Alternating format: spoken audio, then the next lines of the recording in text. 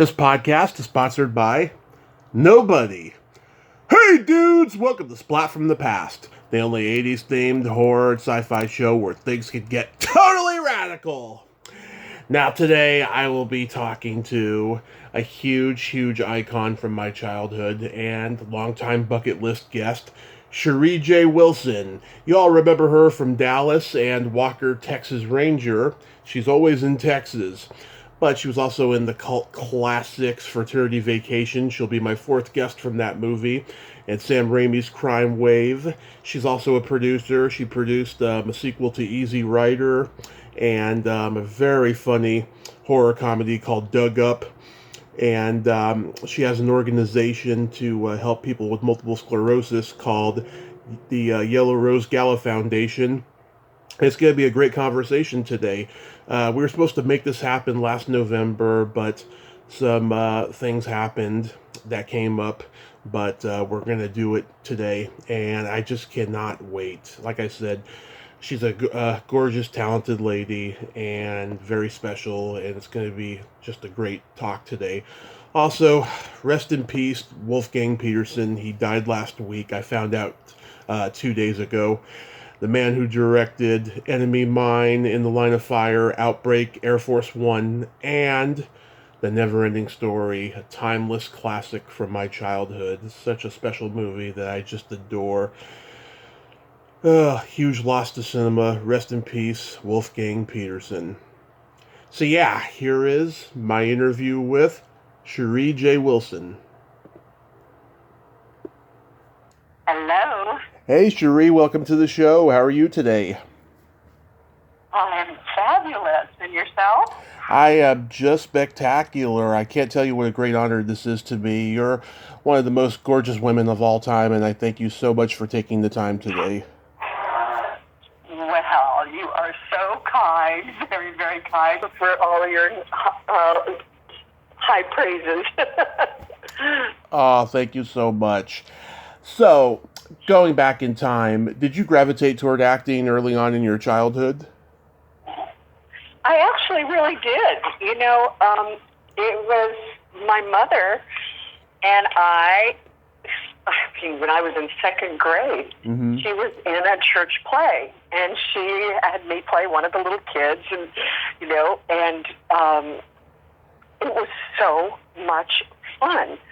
I had never, I mean, we did Christmas stories, we did Easter stories, they put on little performances at our church, and so I got the bug very early on, and it kind of stuck with me, even though, you know, I mean, you singing in the choir and, you know, being in, you know, classes and all of that when you're growing up is very, very different than actually really studying in New York City and in Los Angeles, the true professionals. But no, I got my degree. I mean, I didn't think acting was a real career.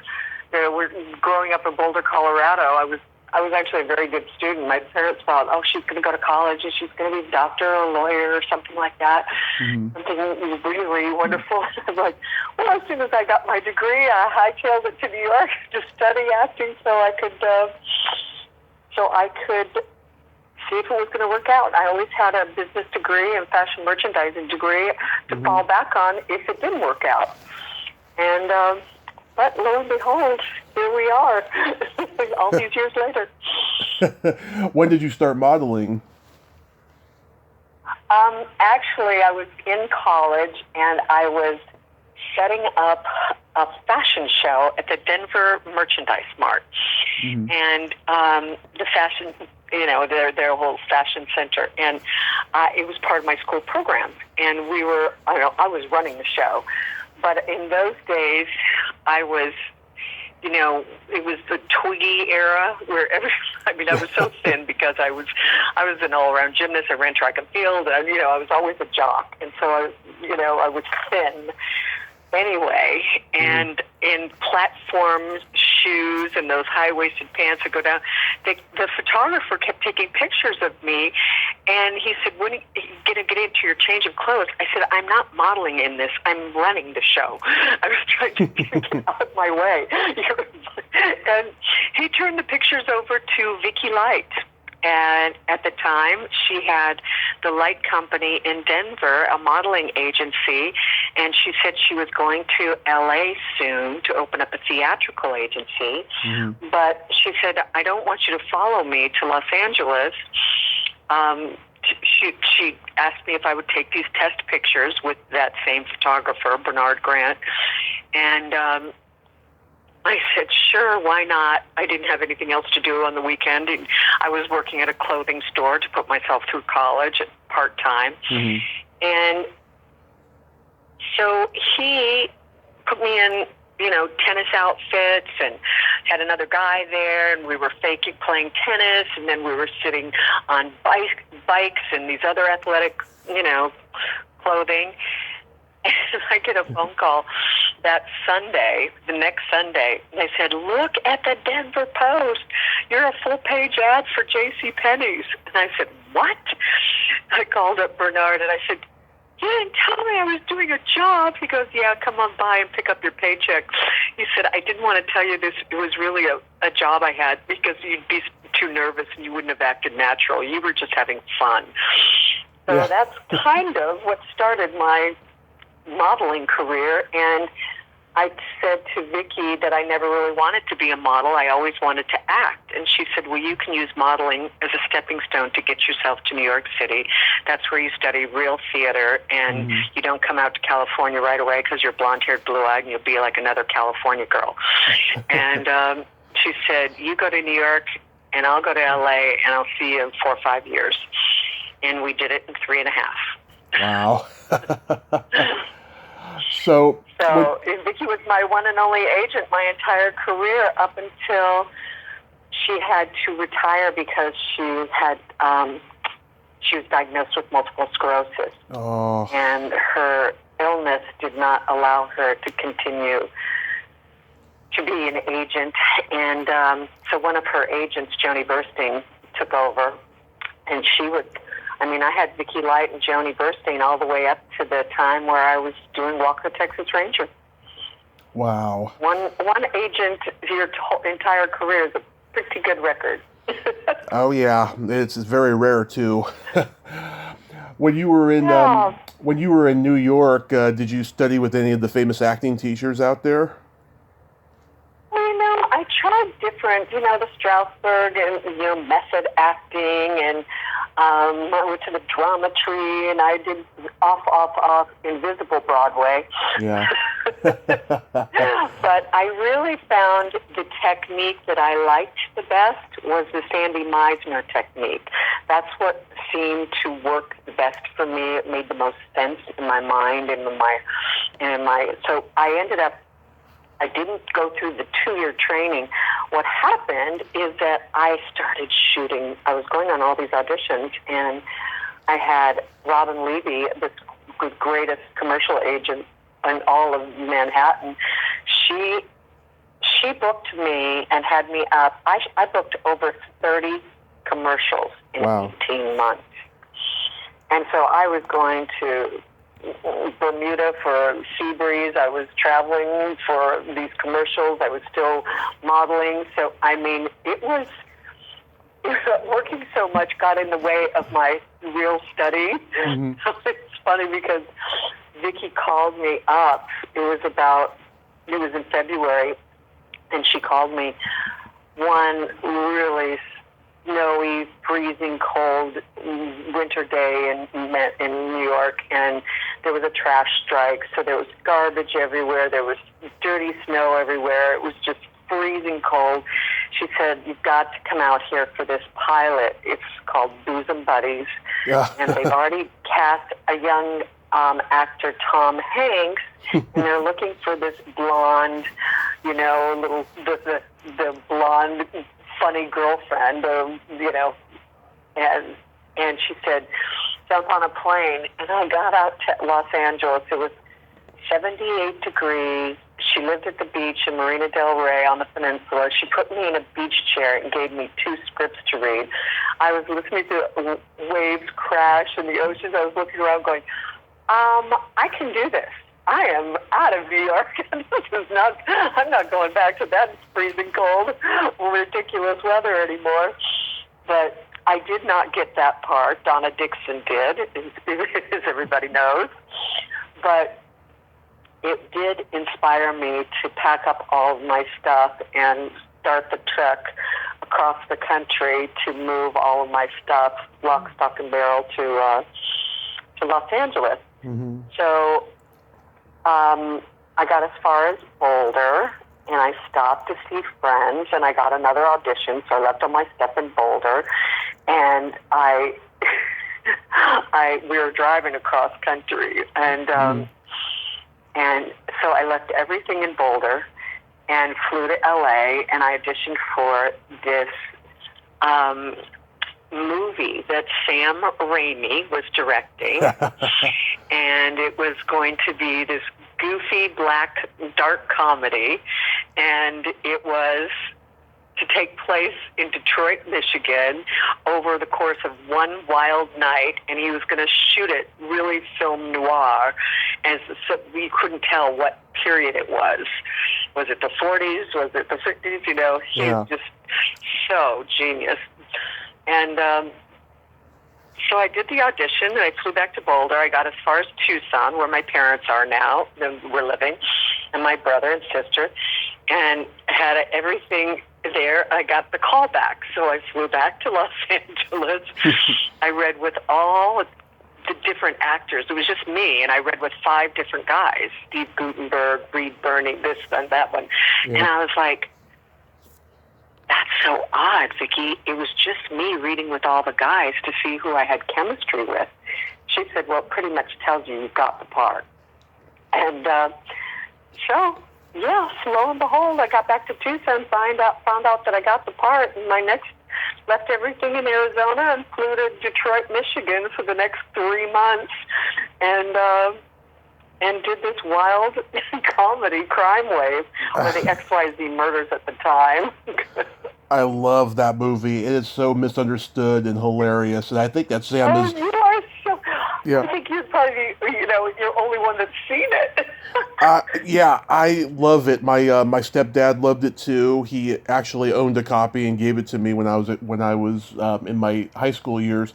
And yeah, I mean, I've heard Sam say over the years that he's embarrassed by the movie, and he shouldn't be. It's hilarious.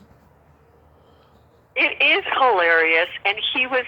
I mean, I was 24 years old, and he was 24 years old, and I think Rob Tapert was like 27, 28. It was like we were almost making a student film. Yeah. Although we did it, Embassy Pictures, and it was a serious film, but he was such a visionary, and he just didn't realize how long it would take to light things, and his DP was a real artist, and so things took too long and they went over budget, and so he really got a lot of grief for that film. Yeah. But I think that he did just a superb job, and boy, it was my learning on the job training for sure, because I had never done a feature film before, and it was like learning about continuity, and if we didn't finish something the night before, you had to go back and you had to remember exactly what your hair looked like, exactly how, what fork you were eating your meal from, and just when you took a bite on which line, or when you did this, when you did that. So it was just a great learning curve experience for me. Yeah, Paul Smith and Brian James are a scream in that movie. They are just out of control. They are. It's very funny. How was working with Louis? Bernie is he's a really talented Broadway, actor, New York serious actor, and he's done a lot that I've seen him in. That's been really fun to watch him over the years as well. Yeah. How was working with Louis? Sam exploded. How was working with Louise Lasser? Oh, she's so funny. Yeah. She is just so crazy funny. I mean, it's just what a cast of characters. He did cast quite well, I have to say. He sure did. It was never a dull moment on the set, I can tell you that. Oh yeah, Bruce Campbell, I met him once. He's a hilarious force of nature, that guy. Oh my gosh. Bruce, Sam, and Rob Tappert were all best friends growing up in Detroit. Yep. And it's just so funny. They were just the greatest dream team of fun, funny, talented. Burn Notice. I watched Bruce and Burn Notice all the time. Love that series. Yeah, he's very talented. Yeah, pretty nice way to start your career. Yeah. You did a pilot for Aaron Spelling called Velvet, and when I was a kid, TBS Superstation used to rerun this ad nauseum. I used to watch it every time it was on. It was you, you, Lee Ayres, Sherry Belafonte, and Mary Margaret Humes. Yeah. Yes. Polly Bergen. Yeah, Polly Bergen. Yep. It was incredible. I had then finished the film in Detroit, went back to Tucson, gathered up all my stuff, and drove to LA. I had got an apartment. My dad was helping me drive all my stuff out. Yeah. But I found an apartment. It was the second day I was in Los Angeles, and I got the audition for Velvet. And so, I mean, I have counted my blessings and my lucky stars and whatever. I have just was so incredibly blessed to have immediate work. Velvet was so much fun. I even got to learn. Aaron Spelling was such a class act. I told him I couldn't possibly be a real chopper jockey and fly helicopters if I didn't take helicopter lessons. Yeah. I mean, because I didn't know if you grabbed the stick shift and shifted it like a Porsche or how you had to handle all of this. And he goes, okay. He actually gave me helicopter flying lessons. It was so much fun. Nice. So I really learned all the nuances of really being a helicopter pilot. And Sheree and Leah became one of my closest friends and has been a closest friend for my entire life. Ever since that first day, we were both. It was funny because I would see her at all the commercial auditions in New York. We would go up for a lot of the same stuff, and she walked in. She goes, "Oh, it's you again," and I say, "Oh, it's you again." We started laughing. She goes, "I wasn't sure about this Charlie's Angel-ish pilot, but if they want somebody like you, then I think it's going to be all right." And so we were both reading for the sides of Ellen, so we were competing against each other, and then it comes to find out in the final audition that we had to do this choreography and this routines and, you know, all the dancing and all of the aerobics and all the stuff that we were doing and that thing. She was a dancer already. You know, that was her foray into acting, as she was a dancer first.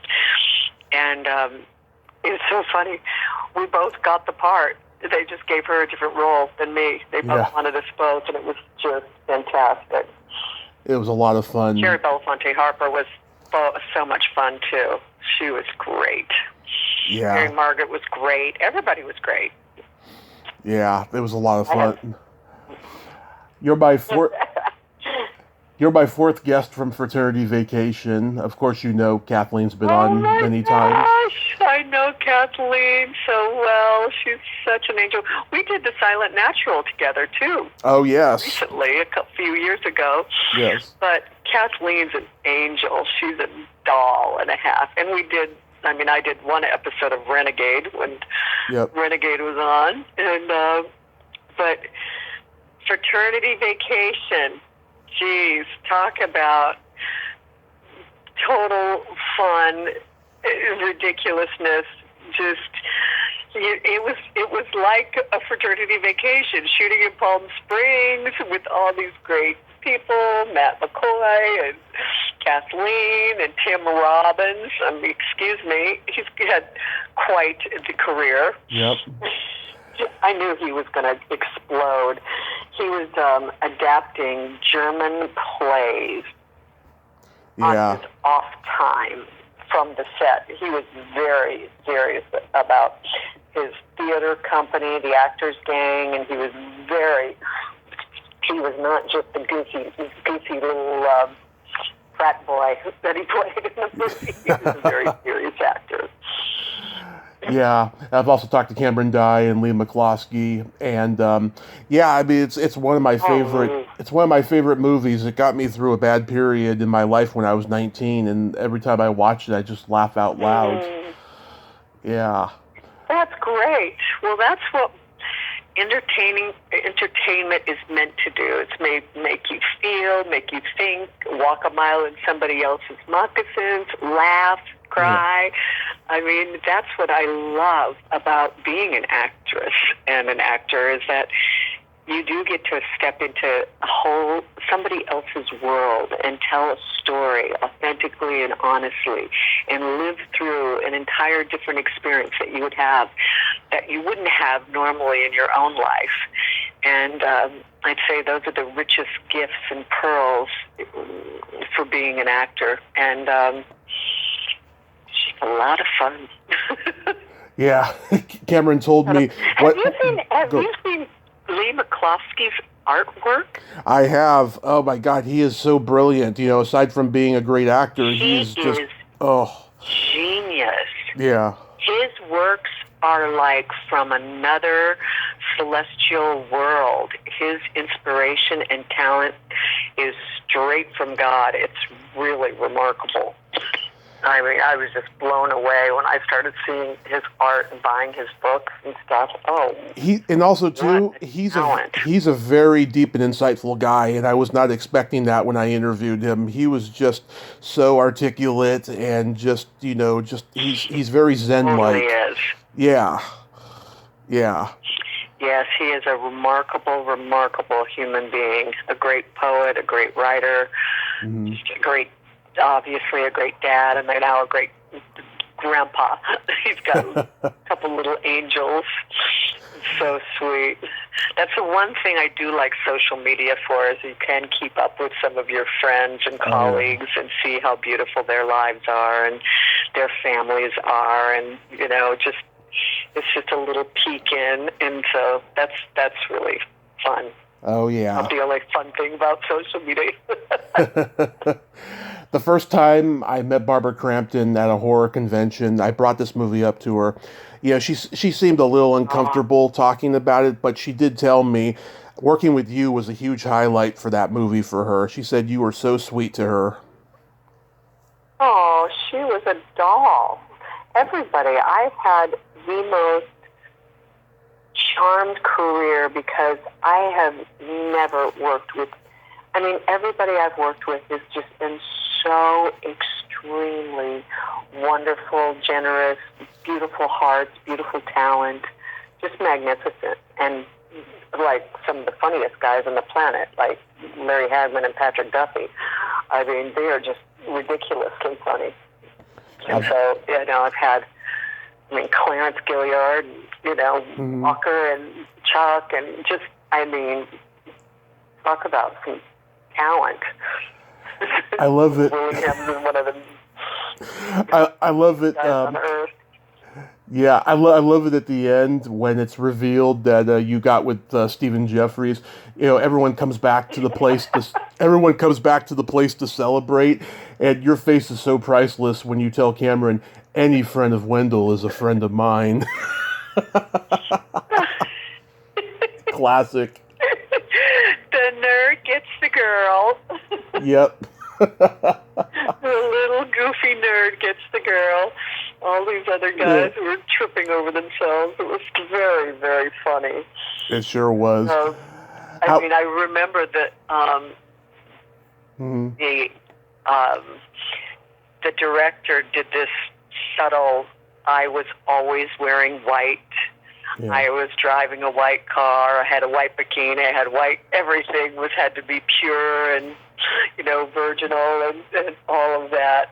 And he never told me about the scene stepping out of the shower. All of a sudden, I get these new pages, and I said, "Oh, no. I'm not doing nudity, not for this film or any film." Right. I said, "Call my agent." I said, "We've already started filming. We've been filming for, weeks now. Hard to replace me." And so he did not cut the scene, but they hired a body double. I said, "You tell everybody that is not me, and you can't bury her body double credit in the back of the bottom of the credits." And so that was the only thing that made me mad, is that he tried to spring that on me at the last minute. Oh, yeah. It was pretty common in those days. Yeah, Jim Frawley. I mean, he was an actor studio graduate because he was an actor before he was a director. Mm-hmm. He was a great director. Other than that, a little hiccup that we had to get through, that little bump in the road. But other than that, we had a ball. Yes, he did understand actors. You could definitely tell that he was one of us. How does sure. How does Dallas come into your life? How did Dallas come into my life? Yes. Well, I was cast for a TV series called Our Family Honor with Ray Liotta, God bless him, God bless his soul, Michael Madsen. There was Eli Wallach, Kenneth McMillan, so many, Daphne Ashbrook, Tom Mason. I'm trying to think of all the different guys, people on this. It was just an incredible star-studded cast. Right. And I read for 3 producers, Leonard Katzman, Chuck Gordon, and Larry Gordon, the executive producers on the show. This was when Dallas had been on for 7 years, I guess. Yeah. Or 6 years. And Leonard wanted to do something new. And so did Patrick. I mean, they'd already had the big Who Shot JR, their heyday, this and that. He felt like he had gone, he'd done the best that he could do with Dallas, and he wanted to try, working on some other things. Well, Leonard Katzman directed the pilot. Larry Gordon and Chuck Gordon were the executive producers, and Chuck Gordon was the one executive producer that was on the set every single day. He was the lead, guy there, and we did one season of that, and they said we were over budget, which we weren't, and they were trying to get whatever. It was the Sopranos before the Sopranos time. So I think we were a little ahead of the curve, and we didn't get picked up for a second season. And so I was filming that in Manhattan, back in New York City. Getting back to Los Angeles, a couple weeks went by, and my agent, Vicki Light, got a call from Leonard Katzman. And she said, "Leonard Katzman wants to have a meeting with you." And I said, "What's it about?" She said, "I have no idea." I said, "Okay." And so I went to the Lorimar lot, and he was back on Dallas. He said that the show tanked in the years that he left, and the ratings were going down the toilet. So Larry Hagman went to CBS and said, "I'll put up $1 million if you'll put up $1 million to get Patrick Duffy and Leonard Katzman back on the show." And that's what they did. Wow. And they offered, and that's when Bobby showed up in the shower. And Leonard said that they had gotten all these crazy storylines and characters that had nothing to do with the core family. I mean, there was drug cartels, and there was this, or I don't know what all was going on in Dallas at the time. But he said, "I've got to eliminate a lot of characters that they brought on that just have no purpose in the show. So you'll be JR's nemesis. You'll be married to Jack Ewing. you never signed the divorce papers, da-da-da-da. He goes, everybody here is so nice. You'll love Larry, you'll love Patrick, you'll love Kenny and Linda, Steve, Charlene. Everybody's just, and it's all favored nations. So he's sitting here telling me all of these things. And he goes, I need somebody that can go toe-to-toe with JR and just not flinch, not budge. I was like, okay. He said, do you like the idea? I said, I love the idea. So I left there, and I go and I called Vicky, and I said, either I'm crazy or I think he just offered me a job on Dallas, and he's going to write the part for me. And he said that, you know, he loved working with me in New York on Our Family Honor. Now that he was back on Dallas, he knew the exact character he wanted to write for me. So that's how I got Dallas. Nice. And I was only supposed to do 13 episodes. And after those 13, we just all got along so famously. But, you know, April Stevens was like a bitch on wheels with a whip. You know, she was bad at first, and so they had to figure out how they were going to keep me. And so I had this metamorphosis and this huge character arc of going from sleeping with JR for $500 million. Yeah. I had 5% of viewing oil. He had $500 million. So you give me the money, and I'll give you your stock back. Like, it was an incredible way to go from being one of JR's mistresses to actually marrying Bobby Ewing at the end, because I became such a nice girl. They wanted to keep me. So 13 episodes turned into 5 years. Yeah. It was the most fun, glorious. I got to travel the world. We shot in Paris. We shot in Vienna and Salzburg and Moscow. And it just, that trip, that show took us all over the world. And, I mean, Larry and they were like best friends. You know, I spent probably every weekend in Malibu at their house, just swimming, laughing, marching up and down the beach with Larry playing his, flute, and us being the Pied Pipers carrying flags and marching behind him like he was the Pied Piper. And just a laugh a minute. Yeah. He would go to the grocery store in beef eater's costumes or a gorilla suit, and people would just walk by and say, "Hi, Larry." They always knew it was him. Yeah, Charlene and Kathy Podwell have been on the show. I adore them both. Oh, they're the best, aren't they? Yeah. Kathy just came down to Dallas for my fundraiser for the Yellow Rose Gala. She was so generous and so sweet to come. Her and Alan Catan came from Los Angeles. Charlene was supposed to be there too, but she ended up getting a movie, which is always a great reason not to come to an event because you're working. But it would have been great to see Charlene. My husband and I have gone to Nashville and seen her and Cherish and her little grandsons. They're so darling. Oh my God, they're so cute. Yeah, I make both of them laugh because our sense of humor is so bawdy.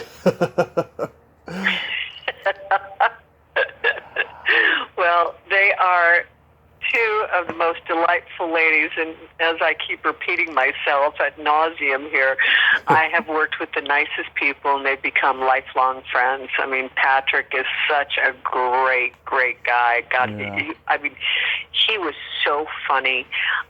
Every day, my mantra driving to work was, don't laugh your makeup off. Just don't laugh your makeup off, because they would make me laugh until I cried.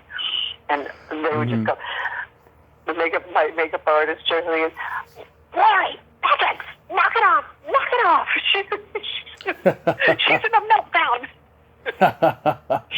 They were just so funny, funny. Did you get Walker, Texas Ranger because of Dallas? Walker, Texas Texas Ranger came along after Dallas. I took 2 years off because I was pregnant at the time when I married Bobby Ewing. That's why I asked to be killed off. Self never asked to be killed off because they might just bring the show back and then you're dead. And so I said, I want to go out in grand fashion, Leonard. None of this just disappearing. And so, of course, they machine gunned me down on our honeymoon in Paris. And at the time, my little baby was only 5 weeks old when we went to work in Paris. And we filmed for 5 weeks in Paris. And so by the time he was 10 weeks old, he'd lived half of his life in America and half of his life in Paris. So my little infant Luke, I just said, I'll come and I'll do a couple more episodes, but that's it. I will never be a first-time mom ever again, and I want to savor every single moment. And so I didn't audition for 2 years. And then Vicki got a call from Aaron Norris. There was a Chuck Norris film going to be shot in Chicago. Mm-hmm. And so I went in and read for this film, and then I never heard. I thought the audition went really well. Yeah. And then I never heard from them. And so about a month later, I get a call from Vicki saying, the Chuck Norris movie is back on. They rewrote the whole thing. They're now shooting it in Israel. Mm-hmm. And I was like, what? So they said, and they want you to play an archaeologist. And it's going to go in the fall. And I was like, oh my goodness. And I said, I just thought, months had gone by and I thought I just didn't get the part. Right. And so right before I got a call, Mary Jo Slater, Vicki submitted me for this Texas Ranger show that was going to be a mid-season replacement in January in Dallas. And so she said, you're going to start auditioning the week that you're leaving for Israel. So she got me in early to Mary Jo Slater and had me read old Law and Order sides and just to read for the lawyer part because I was going to be a district attorney. Mm-hmm. So I went in and I did the audition with Mary Jo Slater and read with her and did the whole thing and took off for Israel for 3 months. I had never met Chuck Norris. Yeah. And so I got there. They weren't quite finished with the script. So we had about 3 weeks before we started even filming. And I started training with Chuck Norris, Benny the Jet Urquidez, and Carlos Machado. The kickboxing champion of the world, Carlos Machado, right now is a coral belt, which is the highest level belt you can get in jiu-jitsu. Yeah. And I was working out with them. I have never been in better shape in my entire life. We would do a stretch, and I thought the workout was over. It was like an hour-long stretching session. It was exhausting. And they said, oh, no, now we train. Now we lift weights. Now we do our kicks. Now we do this. I was like 3.5-hour workouts, almost daily. It was epic. And then we started filming, and about a month into filming, Chuck walks in, and he looks like the cat that swallowed the canary. Right. And I'm looking at him. He's got this smirk on his face. And I go, what? What? And he goes, well, it seems that they want this actress, Sheree J. Wilson, to star in my new TV series, Walker, Texas Ranger. I said, are you kidding me? You're the Texas Ranger show? And I said, he goes, yeah, I've got all the audition tapes. They put them in order of the actresses that they're considering, and you are at the top of the list. So we finished work that day, and everybody piled up into his room, his suite, and we all watched the audition tapes, and I was going, oh, you would never like that girl. She is so difficult, very hard to work with. Oh, that poor actress. I mean, it was. He said, "This is a no-brainer. CBS wants you." I mean, we're having the best time. We had the best working relationship, and he said, "And to go there, we finished principal photography in Israel on December 21st, and we were in Dallas starting principal photography on January 8th. Wow. We're home for Christmas and New Year's. So it was like we just picked up where we left off. And so we already knew, how to, we would already work together. And so it was seamless, actually. Mm-hmm. So I told you, I'm a very, very, very lucky woman. I've worked with the creme de la creme, the biggest of the biggest, and the sweetest people on the planet. Chuck is exactly who you think he is. He's a proud American. He's a fabulous family man. He's a big, he just loves his country. He loves helping underprivileged kids. He has Kickstart, his Kick Drugs Out of America program. Right. He's the real deal. 9 times the world karate champion, fighting at Madison Square Garden. It was a real privilege working with him, with Clarence, with Noble, with everybody, Mia, Judson, Marcos, Marco Sanchez, Jimmy Wilczek, everybody. They were just wonderful. Do you have favorite Chuck Norris jokes? That was so funny when those started. Yep. Chuck didn't know if they were making fun of him or what. His lawyer was checking out these two kids. They love Chuck Norris so much. They started a revolution. It's like Chuck Norris doesn't do push-ups. He pushes the world down. Yes. He doesn't push up. He's like, Chuck Norris could cure cancer with just a single tear. Too bad Chuck has never cried. Yeah. There's so many. What's your favorite Chuck Norris joke? Let's see. Here's a few. Chuck Norris went to Taco Bell for a Whopper and got one. There's that. Chuck Norris is so funny. Yeah, Chuck Norris is currently suing NBC, claiming that Law and Order are the trademark of his right and left foot. And funny. Chuck Norris's belly button is actually a power outlet. Now, those are some I have not heard. That's pretty good.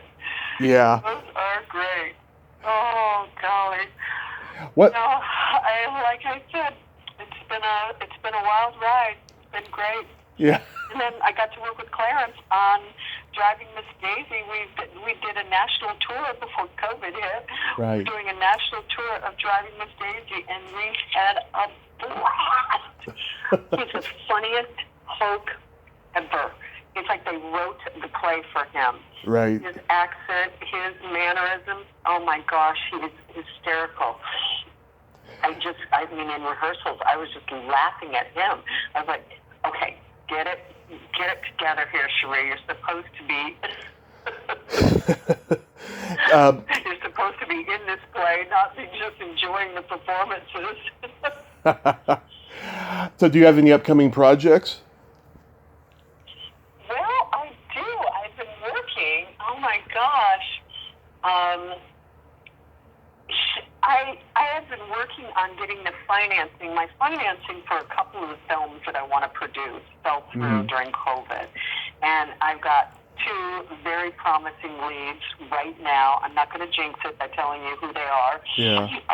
But yes, I knock on wood, I spoke to one of the financiers this morning, and he expects to have his money in a couple of weeks.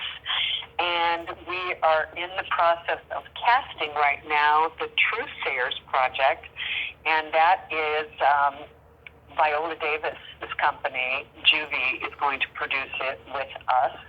And that is something that Julie Lynch, one of my partners in our production company, she has written the script, and she has worked tirelessly in I don't know how many different drafts, and changed this. It's a true story, based on a true story. It's right. Some subject matter, but it's called The Truth Sayers. You look for that. Look for I, John, and Fear We Women. Those are all projects that I'm working on right now, coming up. One, John, is a face-to-face movie, and Jen Page, our director for the film, just told me she might have secured $1 million. So I've got to call her after this phone call. Awesome. You know, I loved. I'll let you know as soon as I've got one of these secured and going into pre-production. Oh yeah, I'd love to have you back. You know, to talk about them. I want to let you know. You know, I love Dug Up. I think it's a hilarious movie. Oh, is that the funniest? Yeah. That is just. It was just one of those crazy, comedies that we did, and my husband actually was the executive producer and financed that crazy comedy. So yes, we've had some fun together with The Gun Down and Dug Up, and so more fun to be had. Yes, I love the work. I love the work. I enjoyed talking to you. Yes, I love the work you do with the Yellow Rose Gala Foundation. That is just so wonderful that you're giving back and helping people. And well, when Vicki Light was diagnosed, it was 37 years ago. She was 35 years old, and I mean, she's lived with it, more than half of her life. And I saw how debilitating and how it took her home, her health, her husband, she'd lost her agency. She lost everything because of this horrible disease. Yeah. And I've gone through all these different treatments with her, and I've really been on the journey with her. And the beautiful news is that they're understanding so much. The research has been so profound. They've made more advancements in the last 5 years than they have in the 80 prior. Mm-hmm. There are like 11 different therapeutics and treatments right now for MS, and it's not a death sentence like it was before. Yeah. And so the Yellow Rose Gala has been started by the Wynn family, and it's just a real privilege to work with them because 100% of the dollars raised goes directly to research. There's no salaries, nobody makes anything, everything is donations in time, and so it's been a real honor to be part of the organization. And so we're getting very, very close, and I know in my lifetime there will be a cure. I know so too. Sheree, you are such a beautiful person. Thank you so much for coming on today. Thank you so much. Wonderful talking to you, and I look forward to the next time. I look forward to the next time as well. Enjoy the rest of your summer and be safe out there. Thank you. You too. Thank you. Bye, everyone. Bye-bye. Bye. Well, there you have it. Sheree J. Wilson. Ain't she a sweetheart? Oh, what a great lady, hon. She's doing God's work with that foundation, and she's just remaining creative. She's so talented, as I said in the top of the hour.